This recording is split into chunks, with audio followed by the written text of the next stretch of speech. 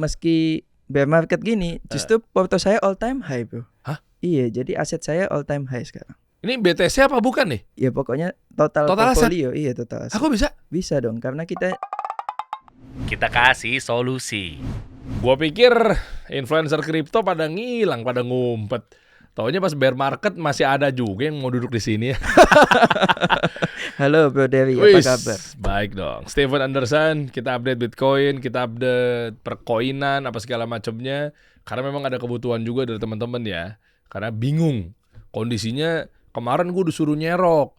Giliran pas udah bear market, gue udah tinggalin. Waduh. Bitcoin 70.000 nih Marketnya sekarang. lagi gonjang-ganjing ya. Iya, cuma maksud banyak gua ini ya, orang-orang jadi kayak domba kehilangan gembala gitu ya. Influencer kripto pada menghilang di nah, bear lu market tanggung ini. jawab dong. Lu udah masukin mereka tuh semuanya udah pada masuk. Baik itu yang nggak all in banget sampai ada yang all in misalnya. Giliran bear Kalau market kita mah konsisten aja, Bro. Mau bear market lah, mau bull market muncul terus. muncul terus, bener konsisten. ya? Iya. Konsisten. Terus lagi bear market ini apa yang lu suruh? Oh, banyak lah. Ada kungfu kita. Oke. Gue suka sama Steven begini nih. Jadi dia meskipun di luar kota ya, Iya, dari jadi Jakarta gini ya. Bro, for your information, Gimana, meski bear market gini, justru porto saya all time high, Bro.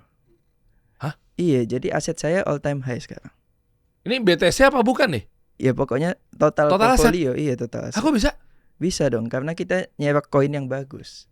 Oh, I see. Berarti pemilihan koin pun juga Berpengaruh gitu. berpengaruh. Jadi meski mungkin yang lain pada tiarap, portonya hancur, anjlok, atau mungkin ada yang udah bangkrut, kena liquid kanan kiri, di kita justru malah all time high, Bro. Sekarang rekor nih paling tinggi. Beuh, mantap. Bitcoin stabil tuh, Bro. Di level 71.000, tapi barusan gue cek lagi 70.000, 70.900 sih. Kayaknya nggak jauh-jauh dari 71.000. Setelah perundingan Amerika Serikat dan Iran gagal. Ini update-nya juga lagi di mana ya, Amerika Iran nih? Ya kemarin bilangnya Selat Hormuz dibuka, Bro, naik. Terus kemarin Donald Trump ngomong lagi, waduh, ini Iran mau pakai nuklir gitu. Kita tutup lagi selatnya, tutup lagi, turun lagi. Nanti mungkin buka lagi, terus tutup lagi. Udah kayak portal perumahan, Bro, katanya. Buka tutup ya. Emang beneran the real market maker ya Donald Trump ini ya? Iya, jadi sama anaknya nih, katanya akal-akalan nih mereka orang-orang sih selama Donald Trump masih menjabat kita harus pegang emas katanya, Bro. Oh gitu? Iya, jadi selama Donald Trump masih agak-agak gila gitu, kalau kita pegang emas udah pasti naik terus, Bro, gitu. Karena ada narasi kayak gini nih, Bro. Kan Amerika punya utang tuh $1 triliun, debt ceiling mereka tuh. Nah, tapi mereka punya reserve emas itu sekarang nilainya 1 triliunan, Bro.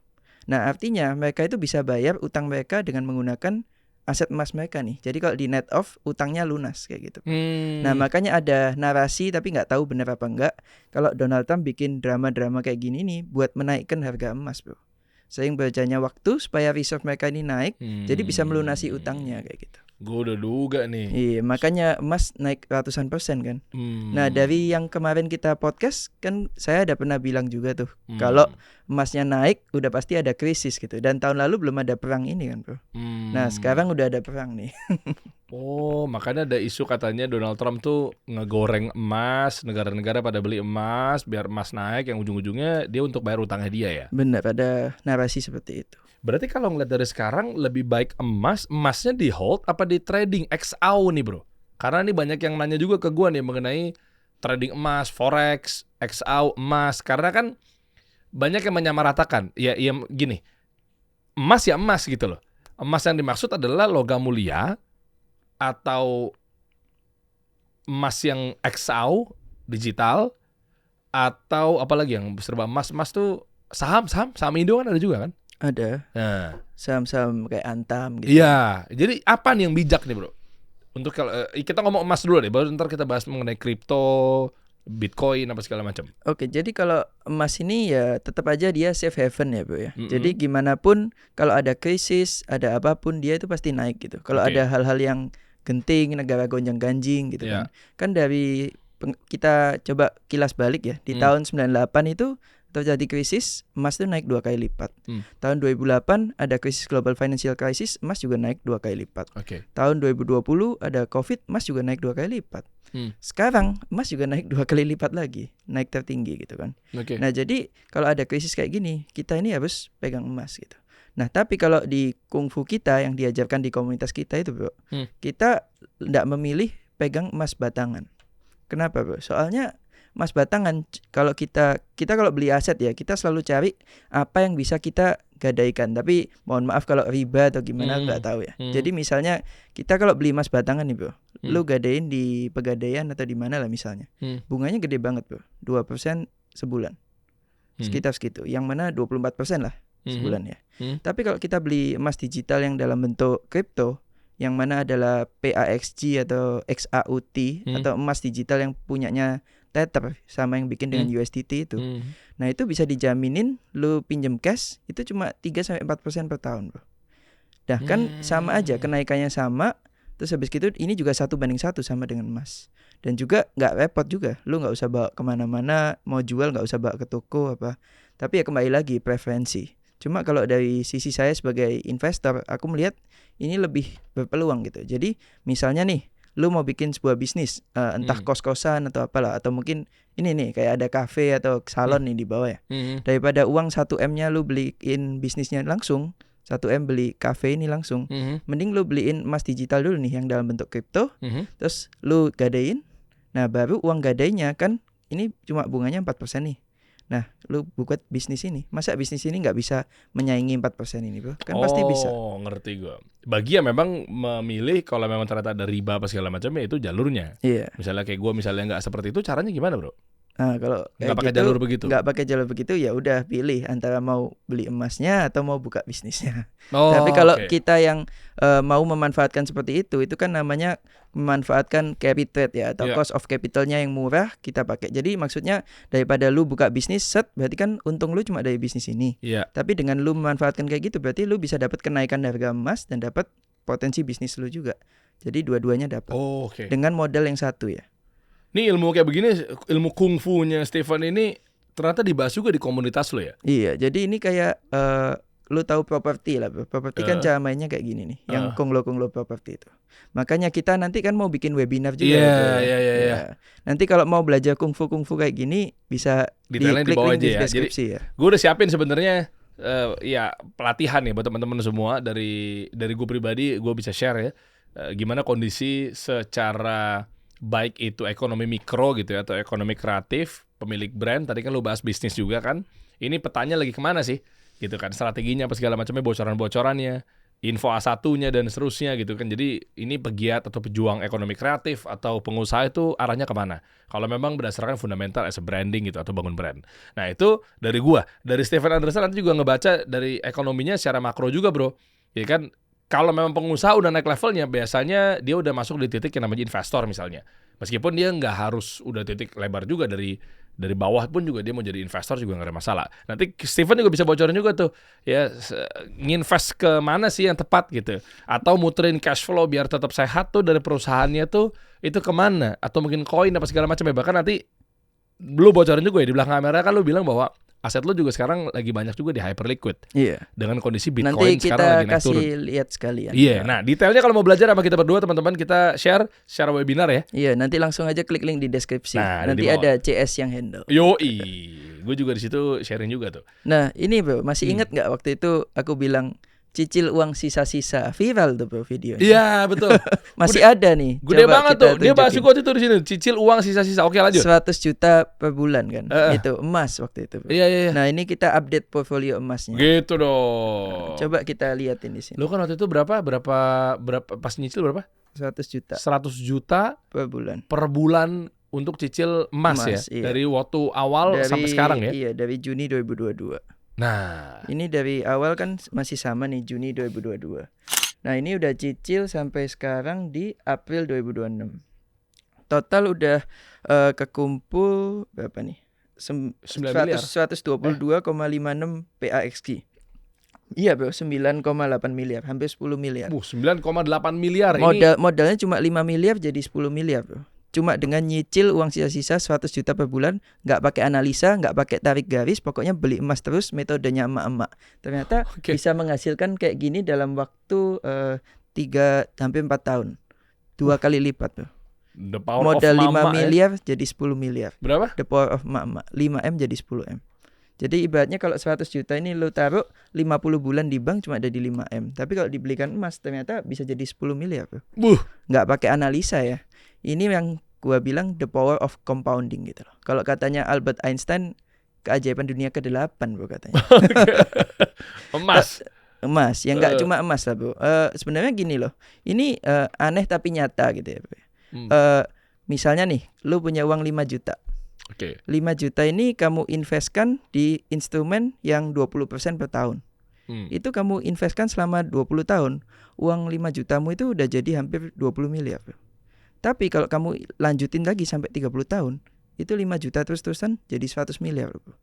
Itulah namanya bunga berbunga, bunga majemuk atau compounding effect. Makanya kalau kita lihat Warren Buffett pun baru merasakan kekayaannya di umur 60 ke atas kan. Karena ya ini tadi compounding effect. Mungkin awal-awal terasa kecil, tapi lama-kelamaan kalau kita lakukan secara konsisten juga bisa jadi uang gede juga. Makanya ini lumayan kan, kita cicil 100 juta, nggak kerasa lama-lama sudah 10M aja gitu kan. Modalnya 5 miliar dicicil ke emas gitu ya. Akhirnya dalam waktu 3 tahun ya bro, 5 miliar berubah jadi 10 miliar gitu loh. Ngeri juga berarti emas ya. Ini padahal ini emas ya, bukan Bitcoin ya. Dia nggak mungkin turun lagi apa? Mungkin turun nggak sih bro? Mungkin dong. Mungkin aja. Mungkin nanti kalau Donald Trump sudah tidak jadi presiden, ganti presiden yang tenang-tenang kayak Obama gitu misalnya. Tenang-tenang ya emasnya turun gitu. Tapi kalau presidennya masih perang ya naik terus gitu. Dia punya kepentingan juga di bisnis senjata bro. Iya. Usahanya Trump ya pasti dia biar keluar juga, biar ada pembelinya lah senjatanya lah. Sama emasnya juga banyak ya bro. Biar Amerika tambah kaya bisa bayar utang gitu kan. Oke.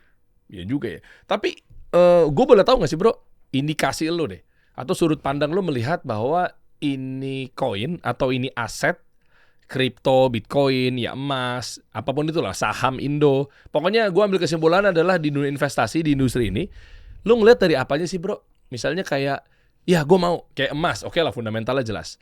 Kalau di luar emas, yang lo lihat tuh apa bro? Dari sudut pandang investor gitu, bisa akhirnya lo tanda kutip kan lagi bear market gini lo tetap menang gitu loh. All-time high gitu loh aset. Jadi, lo gitu. Sebenarnya gue lagi ngamatin ekosistem yang lagi bagus nih sekarang Hyperliquid bro. Dan kemarin gue sempat bikin konten. Sekarang gue mau borong Hyperliquid bro. 100 juta aja sebulan. Kecil-kecil lah. Kita lihat nanti jadi berapa dalam 1-2 tahun ke depan gitu. Nah kenapa kok Hyperliquid gitu kan. Sekarang porto gue ini 80% di Hyperliquid bro sekarang. Termasuk kan lu juga ada 100 juta, lu juga ada di CoinRai juga kan, lu pernah bilang. Oh iya ada juga tuh. Iya kan? Itu iseng aja gitu. Isengnya Steven 100 juta tuh. Isengnya dia tuh. Asal masuk apa segala macamnya. Enggak, maksud gue gini bro. Ini sebenarnya nggak ada. Ini yang di Hyperliquid tapi nggak boleh disebutin bro. Hah? Serius bro? Iya ini sebagian. Ada lagi. Itu sebagian yang lu intipin ke gua aja portonya. Iya. Jadi lu punya Hyperliquid ada di 2 exchange gitu. Ada di wallet lah. Ya di wallet lah ya. Tapi gitu. 1 exchange. Ya bagi-bagi. Bagi-bagi ya. Itu yang di salah satunya dan yang paling kecilnya. Enggak lah, oke lah. Yang tengah-tengah. Enggak, sebentar. Aset lu segitu itu berbanding lurus nggak? Maksudnya gua ngomong PNL atau profitnya deh. Berapa persen lu udah naik? Kenaikan itu dulu tuh. Ya kalau misalnya itu adalah jumlah modal lu kan sama aja, impas dong. Enggak. Ini beli Hyperliquid gua waktu itu serok banyak di 27. Jadi ceritanya gua sempat kena drawdown kan. Waktu itu BTC turun tuh dari 120 ke aku waktu itu jual di 100 sampai 107-an. Ada videonya. Nanti kita mungkin tampilin juga ya di sana. Aku ada waktu itu buang semua Bitcoin gua di Instagram, ada buktinya juga di 107 sampai 100 ribuan. Tapi lumayan juga Bro, itu dari 120 turun ke 100 sampai 107 itu udah rugi 20% lah ya. Nah, itu kebetulan turun gua tembakin semua ke Hyperliquid waktu dia di 27. Nah, 27 itu turun lagi Bro, dia ke 20. Di situ aku rugi sampai belasan miliar juga bro waktu itu. Tapi untungnya sekarang 27 dia naik ke 40 bro. Jadi sekarang udah jadi kayak yang tadi yang lu lihat itu. Lu sebegitu percayanya sama Hyperliquid? Tadi kan pertanyaan gue masih sama nih. Apa yang lu lihat gitu dari koin dalam hal ini misalnya Hyperliquid atau mungkin apa gini, total aset lu berarti ada di mana aja, Bro? Yang lu spot as a spot ya? Iya, Apa aja, ada gua di mana memang sukanya di spot, nggak suka yang itu leverage gitu. Ya, oke. Ada di mana aja total aset lu? 80% di Hype, BTC mungkin sekarang cuma 5%, 15-nya di emas. Lo yang lain-lain nih, koin-koin yang lain nih? Nggak ada. Oh, hitungan lu 100 juta itu nggak lu hitung lah ya? Iya, itu RAI itu kan. Iya, ya apapun itu 50 juta, 100 juta itu nggak lu hitung sebagai aset lah ibaratnya. Ya itu kan cuma 0, sekian persen. Oh gitu. iya, Neng. Masuk ada di sisa-sisanya berarti ya. Iya. Cuma ya kalau yang gede-gede ya tadi itu 80 Hype, 15 emas, 5 BTC. Oke. Gue masih penasaran sama, gue ngerti sih Hyperliquid yang dimaksud tuh adalah koin Hype ini, HYPE gitu ya. Karena memang ide foundersnya yang sebenarnya lu beli koin tersebut balik lagi ke lu juga kan. Benar. Jadi Konsepnya kayak dia gini menarik sih. konsepnya sebenarnya gini, Bro. Tapi hanya itunya apa gimana? Jadi Yang lu lihat. kamu Bro tahu kayak di mungkin kasino lah ya, Bro ya. Yang menang siapa, Bro? Bandarnya. Bandar. Kan? Misalnya kita judi lah atau mungkin kita di exchange lah. Iya. Exchange yang main future lah, Bro. Yang menang siapa? Ya exchange ya. Exchange-nya kan. Iyalah. Nah, kalau di Hyperliquid kan banyak juga. Dia ada future, bentar lagi ada prediction market, apalagi bentar lagi FIFA World Cup. Yang menang siapa, Bro? Hyperliquid-nya kan. Ya kenapa lah? Apa landasannya? Kenapa tetap Hyperliquid yang menang? Nah, jadi tesis saya kayak gini, Bro. Daripada kita kalah di kasino, mending kita jadi yang punya kasinonya. Nah, gimana cara kita jadi yang punya kasinonya? Ya dengan beli token Hyperliquid ini. Kenapa gitu? Soalnya Hyperliquid ini punya foundernya ini kayak nggak butuh duit, Bro. Si Jeff ini, dia kayak nggak butuh duit. Dia punya prinsip spirit yang sama seperti Bitcoin gitu. Dia nggak pakai modal venture capital, jadi nggak ada investor gitu ya. Terus habis gitu dia juga setiap dapat cuan, dapat pendapatan, uangnya dipakai untuk buyback koin Hyperliquidnya lagi 100% gitu.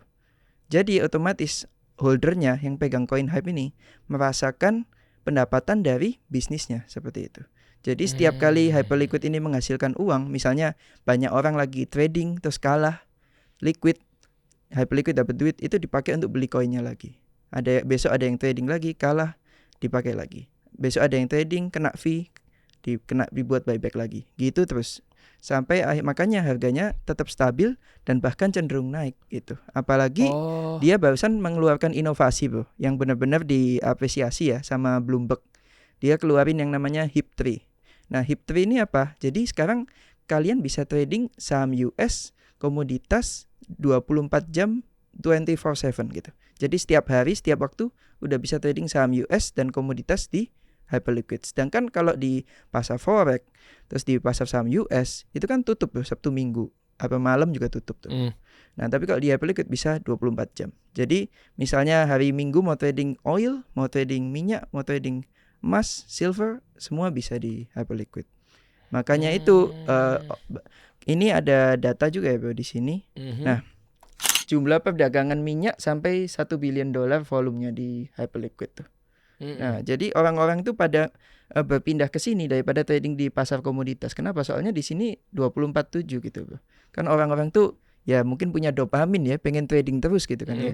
Ya makanya ini Hyperliquid jadi solusinya. Dan semakin ramai orang trading di Hyperliquid, kita yang pegang koinnya tuh semakin untung juga gitu. Nah, terus bahkan ini menariknya ya, Bro ya. Hyperliquid sampai jadi di dunia blockchain ini ya, kan koin tuh banyak, Bro. Ratusan ribu lah, ya kan? Tapi Hyperliquid tuh 35% dari semua pendapatan di dunia blockchain ini, di dunia kripto didominasi oleh Hyperliquid. Jadi 65% semua koin yang ada di dunia, yang 35% dikuasai Hyperliquid doang. Gede banget. Makanya tuh, itu datanya.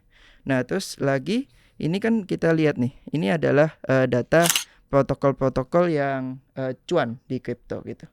Nah, jadi yang juara satu tentu saja USDT, Tether. Kedua adalah USDC, Circle. Tapi juara tiga, bisnis yang paling profitable adalah Hyperliquid juga tuh. Itu dia punya omset dalam 30 hari di $56,89 juta. Nah, itu tuh. Dan itu semua dipakai untuk buyback koinnya.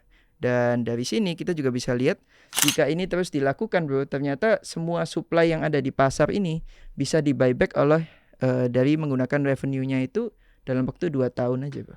Jadi dalam waktu 2 tahun ke depan koin ini yang ada di pasar itu supply-nya habis di buyback sama protokolnya. Kayak gitu. Berarti maksud lu adalah kalau kita pemegang koin Hyperliquid itu nggak akan pernah kalah di market. Kalah mah kalah kan? Ya pasti Tapi ada fluktuasi, bro. Paham, cuma maksud gue definisi balik lagi ke untuk koinnya itu adalah terus kita trader yang kalah nih di market itu kita dapat apa? Kalah ya kalah kan? Anggapannya gini, kamu pegang koin Hype sama kayak kamu punya saham di perusahaannya Hype. Iya. Jadi kayak misalnya ini perusahaan exchange ini menghasilkan keuntungan, kamu juga dapat dong dengan kenaikan harga token Hype-nya. Kayak gitu. Oke, ini not financial advice ya guys ya. Tapi selalu do your own research. Iya, paham.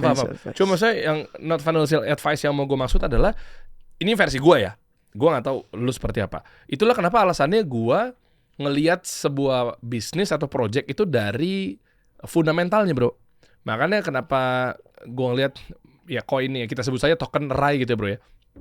Royal Agro Industri ini kan PT-nya kan, dia kan bisnisnya kelapa apa segala macam, vanili, kopi gitu kan. Itu kan karena setiap keuntungan dari, makanya kan Rai baru buka pabrik lagi tuh, ya kan, baru buka pabrik lagi apa segala macamnya. Dari keuntungan itu kita ikut terbang, bro, karena masuk ke situ. Nah maksud gue itu yang dimaksud dengan, gue nggak maksud menyandingkan antara Rai dengan Hyperliquid, tapi Rai kan lokal kita punya kan. Nah cuma maksud gue adalah proyek-proyek kayak begitu, kalaupun dijalankan itu ya tetap acuannya bisnisnya ya. Kalau bisnisnya jalan berarti koinnya tetap ngikut. Memang selama ini kayak Solana, Ethereum itu nggak begitu proyeknya? Enggak, karena mereka nggak ada sistem buyback rutin, bro.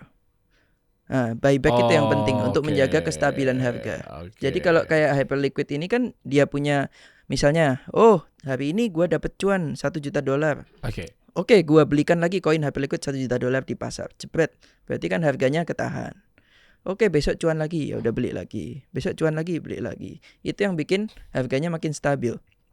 Dan koinnya itu di-burn, bro. Jadi yang dibeli itu nggak disimpan sama bosnya, tapi dibuang, dibakar. Otomatis supply-nya turun. Nah, otomatis supply-nya turun, tiap hari dibeli, ya pasti harganya naik dong, bro. Apalagi demand-nya makin naik. Nah, ini sebenarnya yang unik, yang nggak ada di koin-koin lain. Contohnya ETH, bro, Ethereum. Itu si Vitaliknya pacaran terus, jualan koinnya terus. Nah, kayak gitu. Itu harus jadi meme ya. Iya. lagi bucin nih gitu kan. Iya kan, kalau kayak gitu kan repot ya, Pak ya. Misalnya kayak, waduh, aku lagi pengen pacaran, duitnya kurang. Ya udah jual koin gua dulu lah. Gawat itu, Bro. Nah, makanya kita juga harus lihat foundernya gitu. Makanya kembali lagi ya kayak Rai tadi, kalau misalnya foundernya bagus, terus revenue-nya bagus, dan itu nanti dikembalikan ke tokennya, ya mungkin ada potensi juga. Itu dia tuh. Makanya teman-teman di tanggal 17 ya saya tanggal 17 kalau nggak salah, ntar saya cek ya kan 17 itu gue tuh ke pabriknya, salah satu pabriknya Rai, bro. Ya, jadi 3-4 jam tuh dari Gading Serpong itu. Ya, dari kantor, dari daerah situ, karena gue berangkat nanti ketemuannya dari situ tuh bareng-bareng konvoy ke sana gitu loh. Yang vanili ya, karena memang Rai ini kan ada vanili, ada kopi, ada kelapa gitu. Nah gue ngeliat dan gue tahu betul bahwa semangat foundernya, kan tadi kan lu bahas mengenai bosnya Hyperliquid kan. Kalau ini kan bosnya Rai lah bisa dibilang. Nah gue manggilnya Babe. Babe ini memang betul-betul setiap pengembangan dari usaha kelapa, vanili, kopinya itu memang ujung-ujungnya buat pengembangan si token ini sendiri sih sebenarnya. Nah itu yang gue lihat ya. Cuma memang nanti gue coba tanya lebih dalam mengenai, gue konfirmasi lagi gitu ya, terkait apakah dengan model buyback seperti yang dilakukan oleh Hyperliquid gitu sih maksud gue. Makanya kalau kayak gitu berarti dipastikan kalau sistem buyback udah pasti kita nggak akan kalah telak gitu ya, bro ya. Kalau dengan konsep seperti itu ya. Bener, soalnya kan karena balik lagi ke situ kan, ke proyeknya kan, iya, ngidupin bisnisnya kan, ngidupin komoditasnya lah, simpelnya begitu ya. Bener, intinya dikembalikan lagi ke pemegang sahamnya. Sama lah kayak di bursa saham kan ada perusahaan yang kita akan buyback segini, senilai ini gitu. Itu kan yang diuntungkan juga yang pegang sahamnya naik jadinya, kayak gitu. Oh, ngerti. Lah kalau gitu kan dilakuin aja sama mereka semua, pemilik token. Maksud gua ini kesulitannya di mana? Sampai-sampai mereka nggak ngelakuin ini, nggak tahu strateginya. Sistem buyback nggak mungkin. Pasti koin-koin besar itu kan tahu pergerakan Hyperliquid. Masa ya antar founder juga pasti ngomong, founder selalu nama Hype, kan nggak mungkin nggak ngobrol kan? Mungkin lebih ke nggak dapet duit, bro. Soalnya kalau Hyperliquid ini kan dia benar-benar kayak semua keuntungannya saya pakai untuk buyback koin saya. Itu kan artinya foundernya nggak dapat duit, bro. Foundernya nggak dapat duit. Nah, sedangkan founder yang lain kan butuh duit, bro. Ya, yang nggak butuh duit ya cuma foundernya Hyperliquid sama foundernya Bitcoin gitu kan. Makanya Hyperliquid ini satu-satunya yang punya spirit seperti Satoshi Nakamoto. Nah, ini juga semuanya transparan tuh. Ini dia punya wallet yang dipakai untuk buyback. Udah terkumpul 1,7 billion dollar. Nah, ini holdingnya kelihatan juga nih. Nah, ada berapa Hyperliquidnya? Ada 43 juta Hyperliquid. Sekarang harga Hyperliquid kan 41,5. Artinya wallet buybacknya itu udah cuan 700 juta dolar yang itu di kanan, 70%. Nah, kita juga bisa lihat nih harga rata-ratanya dia di berapa sih gitu kan. Nah, harga rata-ratanya di 24,44. Artinya ini bakal jadi bottom price-nya Hyperliquid gitu. Jadi kalau Hyperliquid harganya di antara segini 25 ke bawah, ya itu waktunya buat masuk gede. Makanya kemarin gua masuk gede di 27 karena gua pertimbangin ini gitu. Berarti sekarang masih bisa lo masuk lagi. Lo mau bilang nyicil Hyperliquid ini adalah tiap bulan lo akan tetap cicil meskipun harganya udah di 41. Iya. Masih, soalnya kan dollar cost averaging. Soalnya target gua di jangka panjang masih sama bro seperti ini. Bentar. Jadi gua yakin misalnya ya, ini kita bilang terjelek Bitcoin sekarang kan di 70, ya mungkin turun ke 50 sampai 60. Itu kalau naik ya mungkin 2 sampai 3 kali lipat lah. Tapi kalau Hyperliquid dia ini kan sekarang ada di ranking mungkin hampir 10 besar ya. Nah, dia kalau bisa menyamai BNB punya market cap, kemarin ada berita tuh di mana Hyperliquid ini sudah order booknya menyamai Binance punya order book. Jadi dia punya volume trading itu hampir menyamai Binance. Oh ya? Iya. Nah, jadi harusnya kalau dia punya performa udah sama, harusnya kan ini adalah kita kalau di saham bilangnya ini saham yang salah harga ya, atau mungkin beli Mercy harga bajai gitu ya. Jadi kalau beli Hyperliquid sekarang itu sama kayak beli BNB atau Binance Coin mungkin 3-4 tahun lalu gitu. Jadi beli Hyperliquid sekarang potensi kenaikannya masih bisa 3 sampai 5 kali gitu. Makanya sekarang aku heavy di Hyperliquid ya karena Bitcoin mungkin cuma 2 sampai 3 kali, kalau Hyperliquid bisa kasih 3 sampai 5 kali. Jadi ada asymmetric bet sih. Jadi makanya tembak gede di sana kayak gitu. Berapa lama bro nunggu naik 3 kali sampai 5 kali lipatnya bro? 1 sampai 2 tahun. 1 sampai 2 tahun. Iya, jadi ini datanya di sini. Jadi dia udah mengalahkan ini koin-koin yang udah dikalahkan. Nah, sekarang habis ini mau mengalahkan Doge. Kalau dia mengalahkan Doge harganya 58 dolar, mengalahkan TRX 127, dan kalau dia mengalahkan BNB harganya di 340, yang mana 8 kali lipat dari sekarang. Nah, kalau yang bawah itu ya agak nggak mungkin lah masa mengalahkan ETH BTC. Wah, kejauhan. Nggak mungkin ya di BNB itu mentok. Tapi target aku sebenarnya nggak sejauh itu lah bro. Mungkin 127 itu udah sangat alhamdulillah gitu bro. Kali 3 ya? Iya, kali 3. Oke juga ya, berarti kalau konsep-konsep seperti itu ya buat teman-teman deh yang ngelihat. Iya, tapi kembali lagi not financial advice. Makanya aku mau praktekin ke teman-teman semua kalau cicil altcoin itu sebenarnya juga bisa menghasilkan gitu loh. Makanya aku bikin konten di YouTube tuh. Borong Hyperliquid 100 juta per bulan gitu. Dan itu ngaruh juga gak sih? Kayak exchange-nya atau mungkin harus lewat Hyperliquid-nya? Nah, itu ada kungfu-kungfunya juga. Gimana? Nanti makanya kita bongkar di webinar. Oh, di webinar ya? Tipis-tipis dulu dong di sini dong. Biar teman-teman tahu nggak beli kucing dalam karung nih isi webinarnya. Jadi yang membeli hype itu harus di DEX-nya si Hyperliquid itu atau di CEX gimana bro? Dicek juga bisa, tapi kalau kita punya kungfu, kita bisa bungain tuh Hyperliquidnya. Jadi selagi kita menunggu Hyperliquidnya naik, Hyperliquidnya juga bisa kita olah bro, biar dia bekerja untuk kita gitu. Kita bisa bungakan, kita bisa suruh dia kerja, itu lumayan juga hasilnya bro. Jadi kita dapat seperti ibaratnya dividen kalau di saham. Jadi dapat dividen juga dapat capital gain. Tapi kalau lu di mana? Spot only-nya Hyperliquid? Oh, campur-campur. Enggak, mesti ada di mana? Ada yang di DeFi, ada juga yang di exchange. Jadi pokoknya mana yang kasih kita offering terbaik, ya kita taruh di sana, parkir di sana. Tapi kalau di sini bisa kasih bunga yang lebih tinggi, ya kita taruh di sana. Jadi ada kungfunya lah. Paling banyak di mana? Mungkin lebih DeFi. banyak di DeFi sih. Di DeFi-nya di si Hyperliquid itu ya? Benar. Tapi kalau mau lebih detail nanti kita bahas di webinar kita buka. Soalnya kan waktunya terbatas. Iya dong, biar teman-teman terbuka semuanya pikirannya, caranya gimana. Soalnya daftar webinar bareng sama Steven Anderson ya. Lo cek aja deskripsi, lo tinggal klik aja linknya, nanti ada posternya. langsung kita bikin.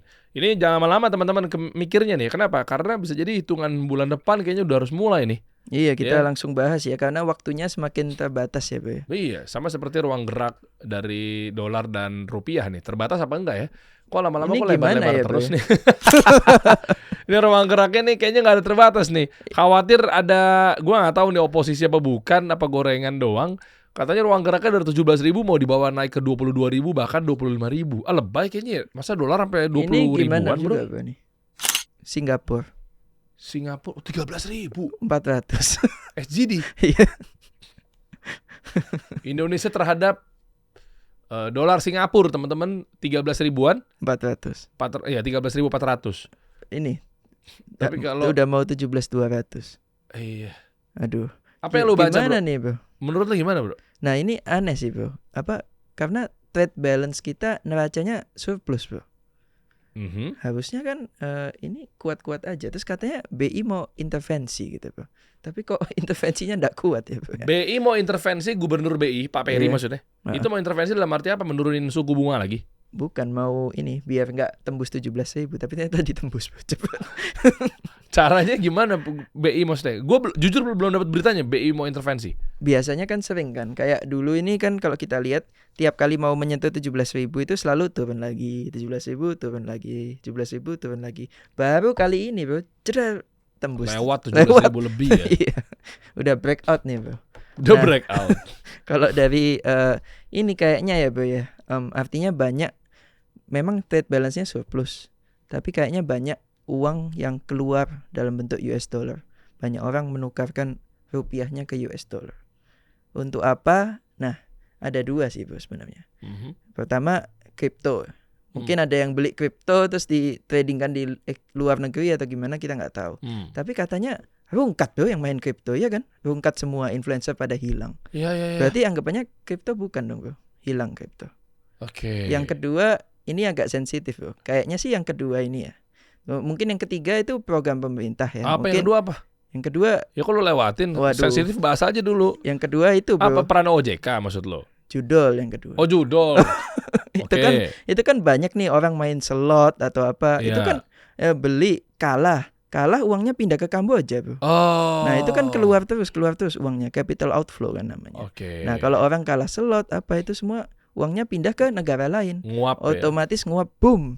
Lama-kelamaan orang kerja keras set, uangnya bukan diinvestasikan kembali ke ekonomi Indonesia, tapi malah dibuat kalah judi, hilang set ke Kamboja. Oke. Nah, otomatis ini melemah gitu kan. lagi. Yang ketiga Makanya harusnya pemerintah memberantas nih yang namanya judi online. Kan lagi gitu. diupayakan ya, mungkin Iya. dari Komdigi apa segala macam ya, kita lihat aja ya. Iya, semoga bisa memperkuat ini nih. Oke.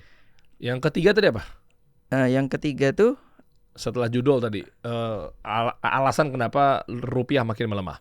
yang ketiga itu mungkin kebijakan pemerintah ya. Karena kemarin aku lihat Pak Purbaya, dia bilang APBN RI tinggal berapa triliun tuh kalau nggak salah, 12 triliun.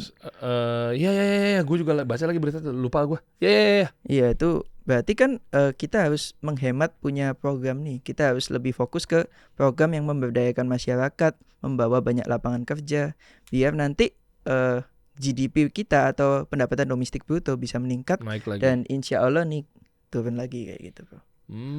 Kira-kira berapa lama ya? Nah, itu Untuk- kita percayakan ke Pak Purbaya dan Pak Prabowo aja Iya, ya. kita lihat beliau-beliau itu ya. Double P. Wow. Ya kan?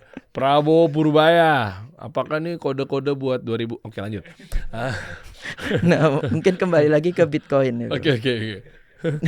Kita ke Bitcoin lagi. Nah, tadi udah nih hype emas ya kan. Terus Iya. US dollar. Bitcoin kira-kira ini gimana sih, Bro? Naik turun apa ya? Di situ-situ aja gitu loh. 66.000, 70.000, 72.000, turun lagi. Apa sih ini sebenarnya? Trump aja udah pegangannya udah Donald Trump ya. Atau seperti apa sih, Bro? Jadi Iya, arahnya kemana? Piala ini Dunia sampai berapa? spesial buat kasih solusi. Kita kasih market update gitu. Oh, ada market update. Kita kembali lagi dan ini segmen market update. Oke. Jadi kan kalau kita lihat ya Bitcoin ini Iya. sekarang ini ya gitu-gitu aja, Bro, ya kan. Iya. Marketnya boring gitu kan, sepi, orang-orang pada bosan gitu. Makanya influencernya hilang semua, Bro. Apalagi yang gadungan ya, maksudnya yang cuma datang pada saat bullish, hilang saat bearish gitu kan. Pas bullish mah even monkey can make money kan. Maaf Monyet aja ditutup matanya dapat uang gitu ya, Bro. Kalau Iya. waktu bear market rungkat semua gitu. Ya, oke. Nah, makanya banyak tuh influencer yang munculnya cuma waktu bull market. Kalau waktu bear market menghilang, Bro. Ada juga yang sekarang muncul fenomena, Bro. Bocil-bocil TikTok mengajarkan investasi, Bro. Sampai katanya ada diarahkan oleh yang butuh arahan katanya gitu komen. Ya itulah, itu influencer yang munculnya waktu bull market doang kayak gitu. Oh gitu. Iya, jadi mereka cari traffic doang gitu loh. Oke. Tapi waktu bear market menghilang. Ya Hilang. kayak gitulah. Terus Itu ngapain? udah siklus. Dulu di tahun 2020, 2021 juga gitu. Zaman TikTok baru booming, muncul orang yang nggak ngerti kripto, nggak tahu saham, nggak ngerti keuangan, muncul dia. Terus nanti waktu udah turun, hilang. Nanti muncul lagi tahun 2024. Ini sama, nanti 2027, 2028 muncul lagi. Gitu aja terus naik turun. Oh gitu. Iya. Oh gitu. Jadi ngikutin harga Bitcoin. Tapi kembali lagi kalau kita lihat di harga Bitcoin ini ya. Sekarang kita lihat kalau kita beli sekarang, kita ini lebih pintar dari Michael Saylor, bro. Michael Saylor punya average kan di ini, bro, 75644 nih. Nah, dia lagi rugi 6%, rugi 3 billion dolar atau 3,5 billion. Wow. Jadi kalau kita beli sekarang, kita ini sebenarnya lebih pintar dari Saylor gitu. Ya. Nah, Karena dia kan si seller juga udah belinya udah dipucuk-pucuk berapa kali tuh dia. ya, tiap hari beli. Tiap hari beli di atas. Tapi pakai sistem utang sih masalahnya dia ya. Iya, duitnya unlimited ya, bro. Iya. Katanya sih meskipun Bitcoin anjlok sampai 20.000 dolar, 10.000, dia juga masih hidup, bro. Hebat ya. Andrew Tate kali ya prediksinya sampai 26.000 kata Bitcoin. Masa sih? Oke, lanjut, bro. Nah, terus kalau kita lihat di sini, bro, ini rainbow chart. Nah, rainbow chart ini menandakan kalau kita mencapai di garis ungu ini, kita udah boleh mulai beli, bro. Nah, sekarang Bitcoin udah di garis ungu sih sebenarnya. Garis ungu itu namanya adalah Bitcoin is dead, bro. Dimana orang-orang bilang kalau Bitcoin ini sudah mati gitu. Tapi Bitcoin ini sebenarnya udah mati berkali-kali tapi nggak mati-mati gitu. Jadi ya sebenarnya ini kalau udah sampai di garis ungu, ya itu adalah waktu yang tepat untuk mulai akumulasi. Ya sekarang ini. Tapi kalau saya sih nunggu di 60 ke bawah gitu. Tapi tergantung preferensi. Sebenarnya sekarang pun sudah harga yang oke buat mulai akumulasi karena sudah masuk di fase Bitcoin is dead gitu. Dan kalau kita lihat dari Fear and Greed Index juga, ini kan adalah indeks yang menandakan market ini sekarang lagi gimana sih gitu kan. Orang-orang lagi takut kah atau lagi greedy, pada rakus atau lagi serakah. Dan ini menunjukkan selalu extreme fear, bro. Artinya orang-orang pada benar-benar takut. Makanya pasar kripto sepi, nggak ada influencer yang membahas ya karena pada takut gitu kan, nggak ada yang mau masuk pasar kripto gitu. Nah, makanya Bitcoin ya di situ-situ aja. Nah, lalu kalau kita lihat juga dari MVRV gini kan, nah ini indikator penting. Kenapa? Karena ini adalah market value over realized value gitu ya. Kita boleh beli Bitcoin ketika harganya mencapai di garis hijau, bro, yang bawah tuh. Nah, sekarang kan hampir tuh, bro. Hampir di itu. Ini ujung ya, ujung tuh. Nah, makanya aku bilang Bitcoin masih bisa turun lagi. Kenapa? Patokanku ada di sini. Itu di tahun 2022 waktu bear market dia sampai ke garis hijau kok. Jadi harusnya yang kali ini dia turun lagi sampai ke garis hijau dulu, baru nanti mantul lagi. Dan itu harusnya di 50 sampai 60 ribu lah segituan. Jadi makanya kalau dikasih harga itu ya it's a good time to buy gitu loh. Ibaratnya gini, sekarang kita kan lagi ada di fase krisis ya, bro ya. Mungkin banyak orang, kalau aku dengar ya dari teman-teman tuh usahanya lagi susah, bro, usaha konvensional dan lain-lain. Nah, justru di saat seperti ini kita yang punya cash ini adalah kesempatan, bro. Mungkin ini ya nggak datang ya, mungkin sekali dalam 10 tahun atau sekali dalam beberapa tahun gitu kan. Tapi ini adalah kesempatan buat kita yang cashnya banyak buat ngambil dari orang-orang yang lagi BU, bro. Karena di saat seperti ini akan banyak aset yang salah harga gitu. Nggak cuma Bitcoin, mungkin saham-saham, perbankan atau apapun lah. Atau mungkin bisnis-bisnis ada yang mungkin lagi susah cash flow dan lain-lain, bisa kita take over atau apa, atau mungkin tanah-tanah banyak yang BU. Nah, justru di saat seperti ini kita serok, bro. Ini adalah saatnya kita ngumpulin aset-aset yang lagi salah harga. Karena orang kaya baru itu dibentuk saat bear market, bukan waktu bull market, bro. Waktu bull market kita tinggal manen aja. Paham. Waktu bear market ini waktu kita akumulasi. Jadi orang kaya baru dibentuk adalah orang yang berani ngambil take risk sekarang dan dia akan memanen saat bull market nanti. Oke. Gitu. Tapi pertanyaan gue yang diambil kan juga harus bijak ya. Bener. Maksudnya menurut lo kasih tiring aja bro. Kira-kira dengan kondisi yang sekarang banyak yang salah harga nih, yang ngomong-ngomong dibanting harganya. Ya karena kan pada BU bro. Apalagi IHSG juga sekarang lagi turun juga gitu Ya ya. jujur gue lagi ngelirik saham-saham perbankan juga bro. Oke, nah menurut lo secara bijak berarti nyarok apa bro? Dirunut aja, mau ada Bitcoin, mau emas, mau saham Indo, menurut lo apa? Kalau sekarang ya, kalau aku ada misalnya ini kan portfolio yang tadi udah di Hyperliquid, emas dan Bitcoin. Iya. Nah sekarang aku lagi mau melirik saham perbankan sih bro sebenarnya. Kenapa? Saham perbankan Indonesia, sebagai contoh kita ambil Bank Mandiri ya. Bank Mandiri sekarang ada di harga 4.500 dan kemungkinan bulan depan di Mei dia akan bagi dividen hampir 450 bro, 1 tahunnya. Artinya kalau lu pegang saham Bank Mandiri, kamu dapat dividen 10% per tahun bro. Jadi nggak usah kerja, duduk diam dapat duit, nggak ngapa-ngapain. Nah ini artinya kalau kamu beli sekarang, misalnya lu beli 100 miliar jret saham Bank Mandiri, tiap tahun kamu dapat 10 miliar nggak usah kerja. Jadi udah tidur aja gitu dapat duit 10 miliar. Ini berarti dalam 10 tahun kamu dapat uang balik 100 miliar, tapi kamu juga tetap pegang saham Bank Mandiri.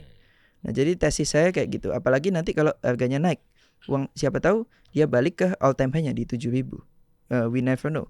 Kalau dia kembali ke harga wajarnya, ya berarti uang 100 miliarmu naik jadi 200M misalnya, tapi tetap dapat dividen 10M tiap tahun kayak gitu. Ya kalau yang punya duit 100 miliar. Ya, Kalau misalnya yang 10 yang miliar masih cacing-cacing gimana bro?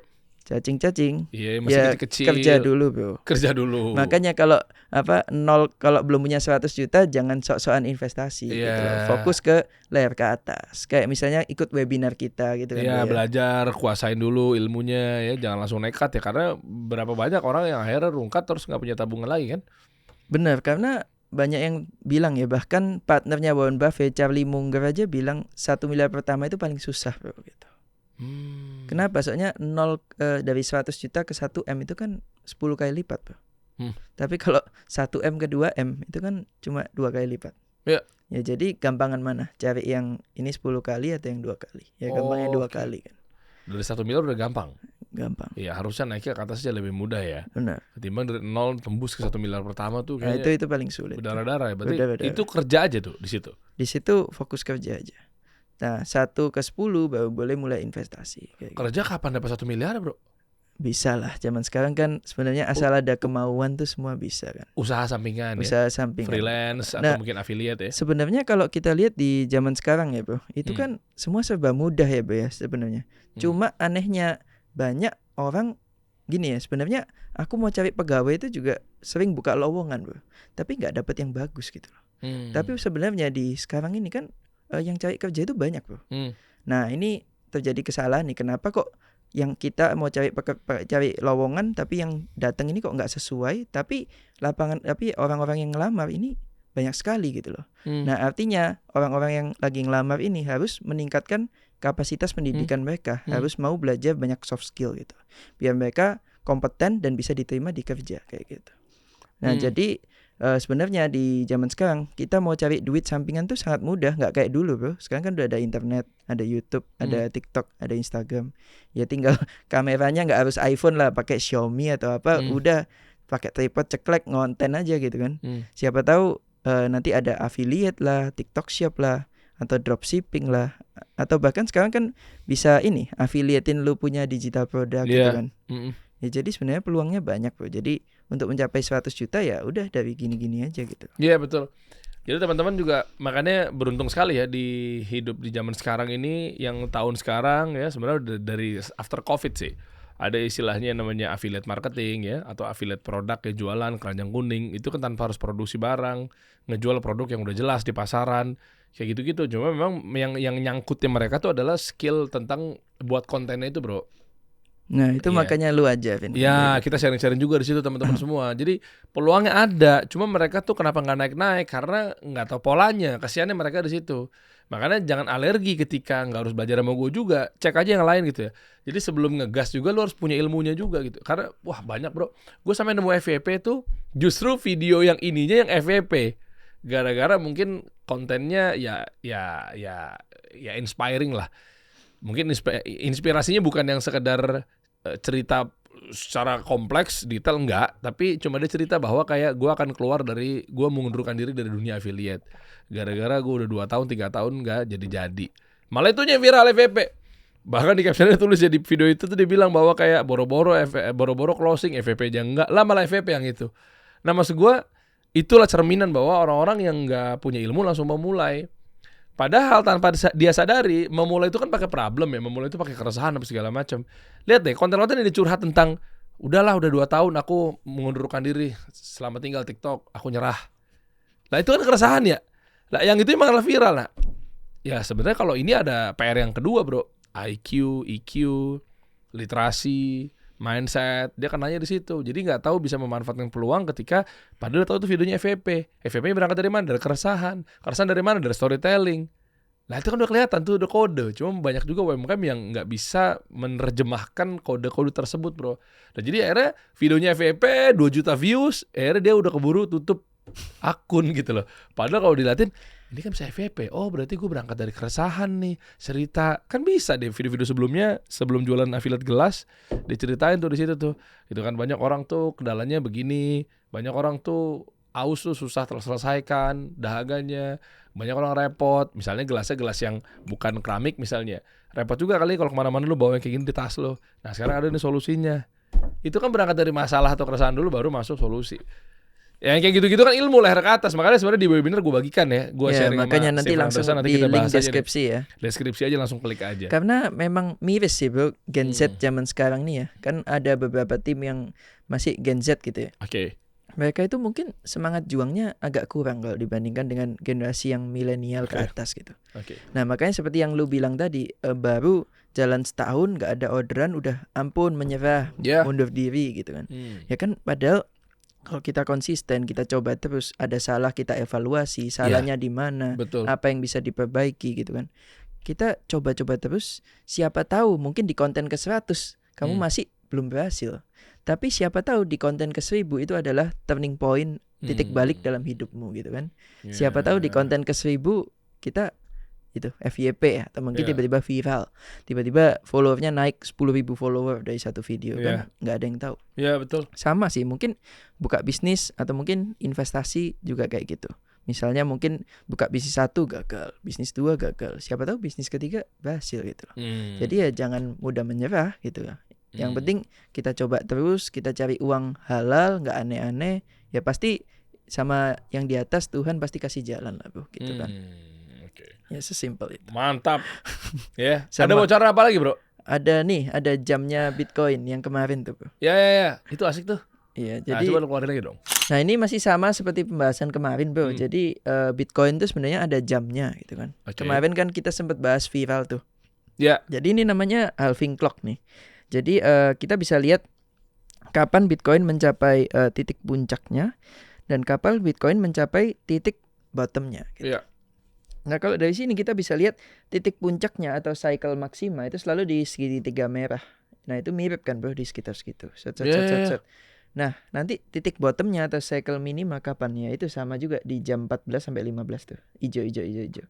Nah ini jatuhnya kapan? Nah itu sekitar kuartal 4. Jadi Oktober, November ya sekitar segitulah.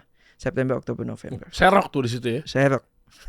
Bisa 50.000 di situ. Nah semoga, amin. Oh. Ya ini mungkin kita kan nggak bisa meramal, bukan dukun gitu kan. Tapi biasanya sejarah selalu berulang gitu, berirama.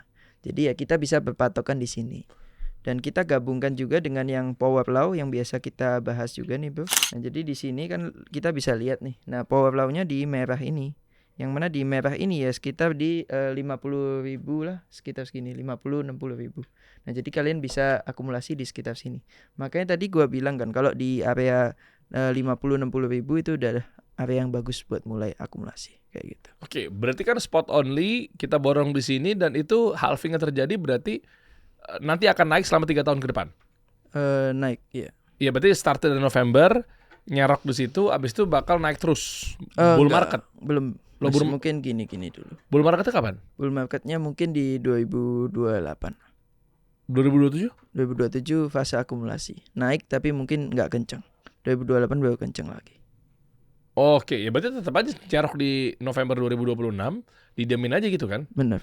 Atau ngelihat poin-poin di market market US di New York itu di 20-30 WIB ya. Kalau jam Indonesianya. Iya. Di jam segitu baru tinggal kita trading tipis-tipis atau swing trade ya. Boleh aja selama setahun 2 tahun itu. Boleh. Cuma ya kembali lagi kalau saya kan investor nih bro, bukan yang tiap hari ngeliatin market, ngeliatin chart trading gitu kan. Kan kita ada bisnis juga. Jadi ya nggak bisa, jadi beli aja ditahan gitu biasanya kalau saya. Tapi beli laginya kan uang itu kan nggak mungkin ada teman-teman kita yang dapatnya nggak bisa langsung besar kan. Kayak lu misalnya masuk di November 2026 besok nih, lu masuk langsung gede sekian miliar gitu. Tapi kan didemin bisa. Tapi kalau mereka kan masuk yang belum ada bahan bakarnya nih, masuk 2 juta, 20 juta, 50 juta misalnya. Habis itu dia kan mau nyicil lagi, nunggu gajian, nunggu project, apa segala macamnya. Itu saran loh, dari setelah November 2026, masuk lagi tuh di setiap hari apa, atau mungkin berapa bulan sekali, atau pas open market buka, belum lagi berbicara Donald Trump berulah lagi kan. Iya, nah, dia masih jadi presiden ya saat itu ya. Masih lah, kan dia ikut electionnya dia tuh 2029 kan, sama kan? Sama. Mirip-mirip kan, nah itu menurut gimana bro? Nah, kalau menurut saya sih jadi gini, mungkin kita sekarang saatnya untuk mengumpulkan cash banyak-banyaknya bro. Karena di saat krisis, cash is the king gitu kan. Jadi saat sekarang ini kita kumpulkan cash banyak-banyaknya, cari side hustle atau kerjaan sampingan sebanyak-banyaknya, tumpuk ya cash gitu kan. Mungkin US dollar atau apa nggak tahu lah, terserah. Nah kita kumpulin, nanti pada saat waktunya tiba kita serok gede di sana. Tapi selain itu teman-teman ya kembali lagi ke prinsip awal gitu ya. Mungkin ini dari bukunya Robert Kiyosaki juga, Rich Dad Poor Dad gitu. Dimana kita kalau ada uang, kita itu gimana pun jangan sampai gaya hidupnya ikut naik bro.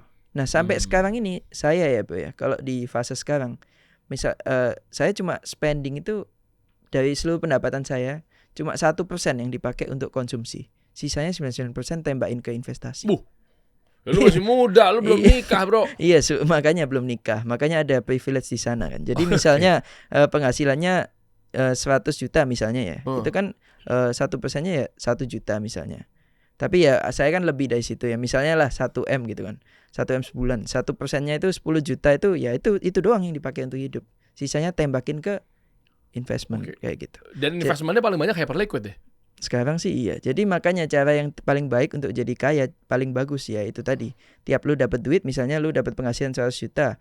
Ya udah, ini jangan gaya hidupnya naik. Misalnya 100 juta, 5 juta aja lu pakai untuk makan gitu kan. Ini 95-nya belikan investasi. Gulung lagi. Tiap bulan kamu DCA aja gitu. Misalnya tadi mau Bitcoin, ya udah tiap bulan DCA Bitcoin, tiap bulan DCA Bitcoin. Atau mungkin Bitcoin terlalu resiko, ya udah bagi aja. Tiap bulan 50% Bitcoin, 50% emas, atau mungkin 60% emas, 40% Bitcoin. Terserah kalian. Yang penting tiap kalian dapat uang bulanan, itu kalian rutin aja sisihkan, beli lagi. Nanti lama-kelamaan compounding effect-nya jalan, bunga berbunga, lama-lama ya seperti tadi itu, modal 5 juta bisa jadi 100 miliar kayak gitu tadi, Bro. Yang penting konsisten aja kayak gitu. Berarti kalau ngomongin DCA atau dollar cost averaging, tanggal berapapun yang penting dikonsistenin, komit, itu masuk aja Bitcoin. Masuk aja kalau mau yang aman ya, atau emas lah. Kalau lagi harganya di atas, masuk juga aja. Masuk aja, nanti kan ke rata-rata. Soalnya kan ini sebenarnya nggak atas-atas banget juga. Mungkin misalnya nanti di 60, terus dia naik lagi ke 70, ya itu kan masih ada upside potensialnya ke, misalnya kita berharap dia ke 200.000 di bull market selanjutnya. Berarti 70 ke 200 ya masih ada potensi 3 kali kan. Berarti ya masih oke lah. 3 kali ya. Berarti kan kalau lu masuk ke 10 juta dan lu nggak masuk lagi, berarti duit lu nanti cuma jadi 30 juta. Cuma jadi 30 juta selama 3 tahun. Ya. Makanya butuh masuk di momen-momen tertentu. Atau makanya mungkin news ya. Iya, makanya kembali lagi kan semua capital game, Bro. Semakin banyak modal yang lu belikan, ya semakin besar pula peluang cuan kamu kayak gitu. Tapi ya not financial advice kayak gitu. Iya. Seru ya ngeliat Bitcoin sekarang kita lihat. Ya sebenarnya kalau gue pribadi, setelah kemarin gue lupa deh, terakhir gue beli itu nyerok itu di 100 ya. Pokoknya habis dari situ, tar dulu deh, gue lupa 90 atau 100 gitu. Habis itu udah deh, gue nunggu November aja deh. Gue belum beli lagi, makanya fokus gue lagi gak kesana. Gue sampai lupa harga Bitcoin sekarang berapa apa segala macam gitu. Udah lama lah. Gitu. Udah dilupakan, nyangkut berarti. Nyangkut aja udah. Nah, nyangkutin aja udah. Nanti di November baru kita sikat. Sambil nabung dulu dari sekarang kan. Itu harus di average bro, di rata-ratain biar nanti harga rata-ratanya turun gitu. Jadi beli di bawah. Kenapa nggak gue langsung serok aja? Ini contoh doang ya, contoh ya. Masuk aja di November 10 miliar misalnya. Sama aja kan? Iya sama aja. Maksudnya kan misalnya sekarang punya porto misalnya cuma 2 miliar di Bitcoin. Nah nanti di November masuk 10 miliar. Berarti kan nanti harganya rata-rata tuh bro. Dari yang awalnya tadi kata 100.000 kan jadi sisa 70.000 gitu misalnya. Iya. Iya mas gue saran lu gimana? Tetap beli di nanti kan? Kalau kita ngomong spot ya, tetap beli nanti di November kan? Gak perlu tiap bulan gue nyicil ada di mana meskipun harganya misalnya 70.000 nih, dibawakan 60.000. Kan yang gue yakini kan November nih. Ya gue belajar dari lo, belajar dari teman-teman semua apa segala macam ya. Yang gue yakini lah Oktober November. Meskipun nanti dari 70.000 dibawa ke 60.000, itu gue perlu tipis-tipis nggak all in ya. Kita ngomong all in tentang November misalnya. Menurut lo gitu? Apa mendingan sekalian aja tentang November? Kalau gue tipis-tipis sih. Maksudnya tiap kali dia turun ke angka kepala 6, kepala 5 itu udah boleh mulai masuk gitu? tipis-tipis. Jadi nggak usah nunggu November. Soalnya kan kembali lagi bukan dukun bro, nggak bisa prediksi iya sih, ya. Time in the market is better than timing the market gitu. Jadi belum tentu juga nanti di November. Belum tentu juga November. Siapa tahu mungkin kebanyakan orang berpikir biasanya konsensus itu selalu salah gitu loh. Majority always wrong. Jadi kayak kita berpikir November nih pasti bottom gitu. Tapi kadang belum tentu gitu. Bisa aja bandarnya digocek kita, set gitu. Gocekan Messi. Gocek ya. Iya, daripada kegocek mending diakumulasi lah tiap kali 60, 50, udah beli aja tipis-tipis cicil rutin kayak gitu.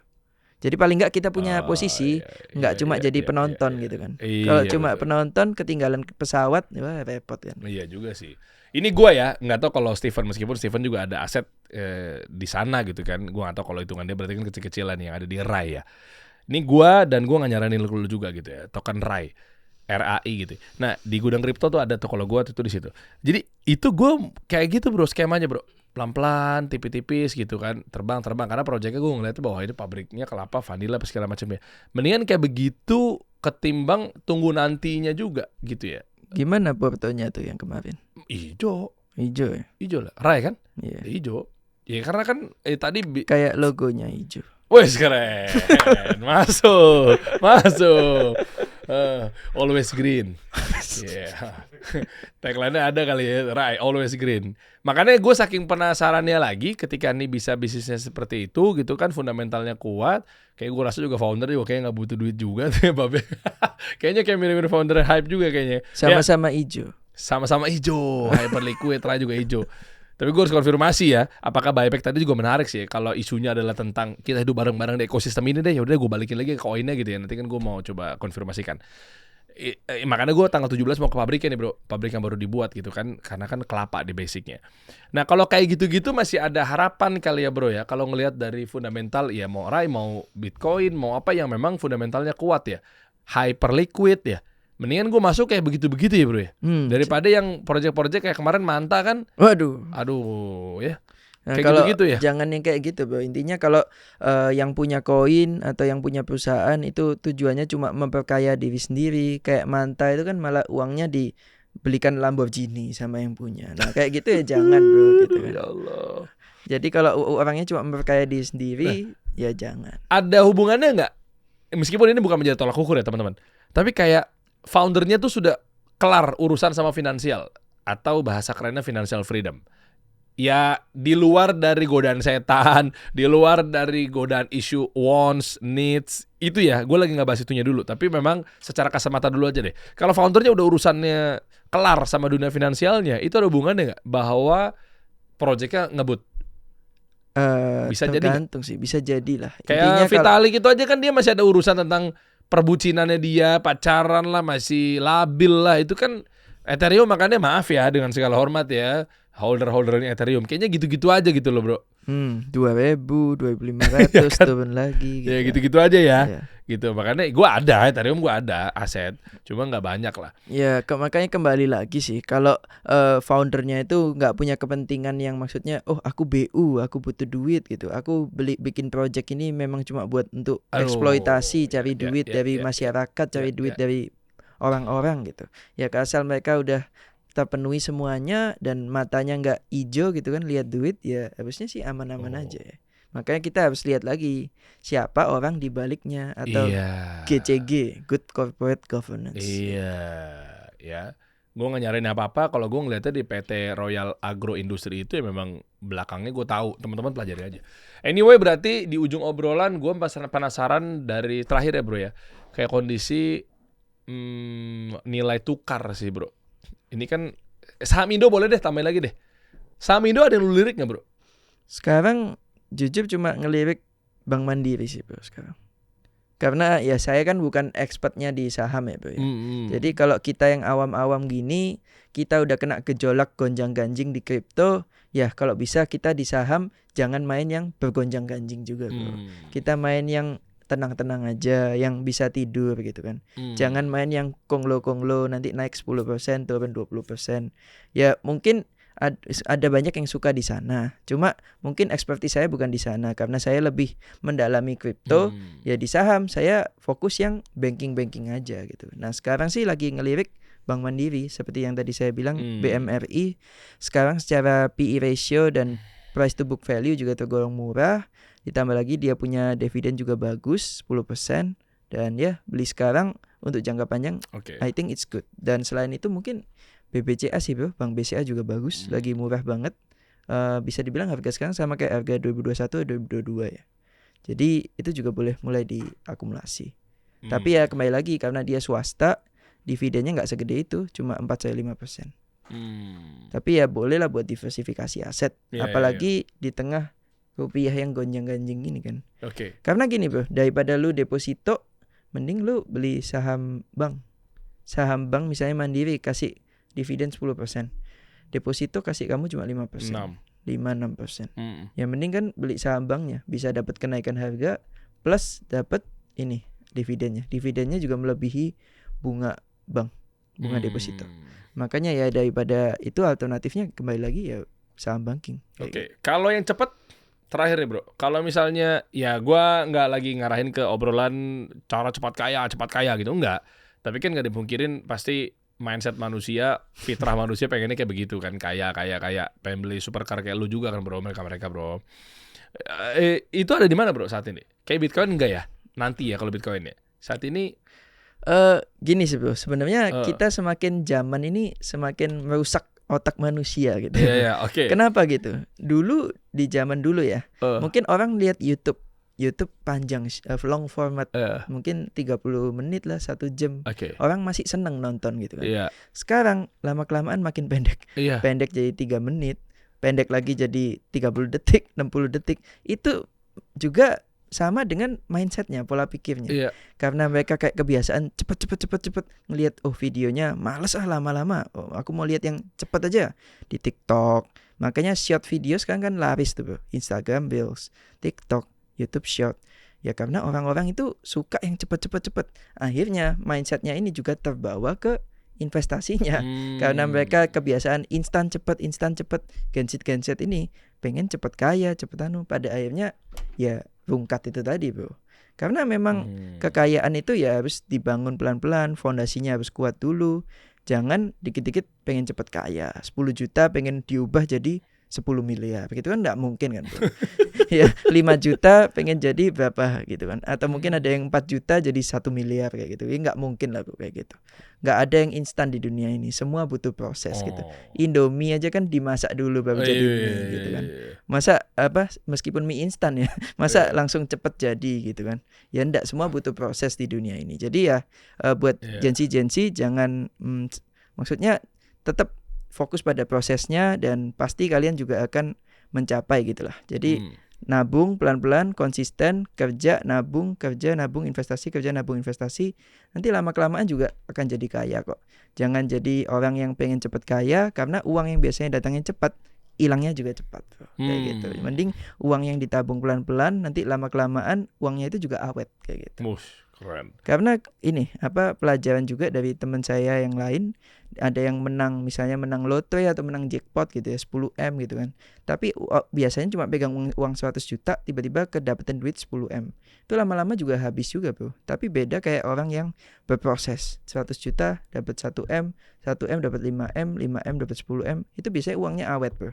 Tapi kalau yang uang kaget-kaget kayak gini biasanya ya hilang, Bro. Soalnya dia nggak biasa pegang duit segitu dan mindsetnya masih mindset 100 juta, ya belum siap pegang 10M, tiba-tiba kedapatan duit gepok 10M ya bener. Nanti pada akhirnya habis, dia bakal foya-foya lah atau ngapain lah, kita nggak tahu, hilang juga gitu. Jadi ya mending kita fokus pada prosesnya, pelan-pelan, alon-alon asal kelakon. Wih, kayak mau maju 2029 di dapilnya nih kayaknya nih. Udah mulai podcast pakai bahasa Jawa nih kayaknya. Biar masyarakatnya iba ya. Siap. Bro, kalau pengen belajar ya langsung tanya jawab segala macamnya sama Steven Anderson. Di situ bareng sama gue juga kita buka webinar. Jadi daftar sekarang juga di deskripsi. Nanti ketemunya di bulan depan. Ya, jadi nanti kita siapin posternya ya teman-teman. Jadi langsung aja klik link di deskripsi. Wih, mantap. Biar belajar sukses kayak Bang D. Usah kayak lu lah. Super Karu lebih banyak ya. Porta Hyperliquid lu gue pengen sebut juga ya. Gue sebut kali ya. Nggak boleh. Bro, thank you bro. Di bawah ya teman-teman ya. Kita ikut nanti rame-rame sharing-sharing di webinar yang tadi udah kita sebutin yang ada di deskripsi di bawah. Kita tunggu di kelas ya. Ya, thank you teman-teman. Jangan lupa klik link di deskripsi ya. Dan sampai jumpa di webinar nanti. Kita kasih solusi.